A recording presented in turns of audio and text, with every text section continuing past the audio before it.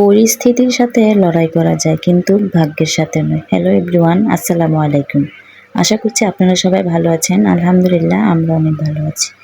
সকাল সকালে আবিদ বলতেছিল ওকে ডিম পরোটা বানিয়ে দেওয়ার জন্য। তার জন্য আমি এখানে একটা ডিম, পেঁয়াজ কুচি, কাঁচামরিচ কুচি, লবণ দিয়ে মেখে নিলাম।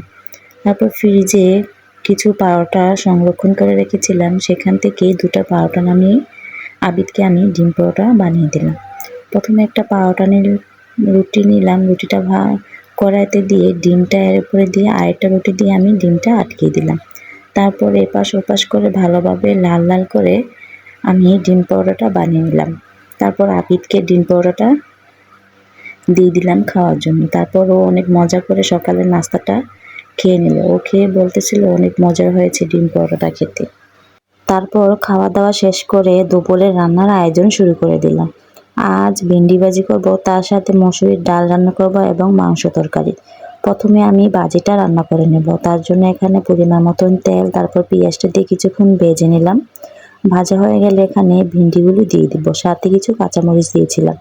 এখন কিছু পরিমাণ লবণ দিয়ে আমি ভালোভাবে ভিন্ডিটা রান্না করে নেব। দেখতে দেখতে আমার ভিন্ডি ভাজিটাও হয়ে গেল। ভিন্ডি ভাজি খেতে কিন্তু অনেক মজা হয়, আমার কাছে তো অনেক ভালো লাগে ভিন্ডি ভাজি খেতে। দেখুন ভাজিটা দেখতে কি সুন্দর দেখাচ্ছে, আর খেতেও কিন্তু অনেক মজার হয়েছিল। আমরা তো অনেক মজা করে ভিন্ডি ভাজি দিয়ে ভাত খেয়ে থাকি, আমাদের কাছে অনেক ভালো লাগে ভিন্ডি ভাজি খেতে। এর পাশাপাশি কিন্তু আমি মুসুরির ডালটাও রান্না করতে বসিয়ে দিয়েছি। মুসুরির ডাল, পরিমাণ মতন পানি, পেঁয়াজ কুচি, হলুদের গুঁড়ো, টমেটো একসাথে দিয়ে আমি ভালোভাবে সিদ্ধ করে নিয়েছি। ডালটা সিদ্ধ হয়ে গেলে আমি ডাল ঘুটনি দিয়ে ভালোভাবে এটা ঘুটে দেব। দেখুন ডালটা কিন্তু আমার রান্না করা অলমোস্ট হয়ে এসেছে। তারপর আমি এখানে কিছু কাঁচা আম দিয়ে দেব। এই আমটাও অনেক টক ছিল, গাছ থেকে পেড়ে নিয়ে এসে দিয়েছি। তারপর এর সাথে কিছু কাঁচামরিচ দিয়ে দেব। এখন আমি ডালটা বাগার দেওয়ার জন্য কড়াইতে পরিমাণ মতন তেল, তারপর রসুন দিয়ে ভালোভাবে লাল লাল করে ভেজে ডালটাতেই দিয়ে দিলাম। তারপর ডালটা কিছুক্ষণ জাল করে নিয়ে ডালটা নামিয়ে নিলাম। দেখুন ডালের কালারটা দেখতে কি সুন্দর দেখাচ্ছে।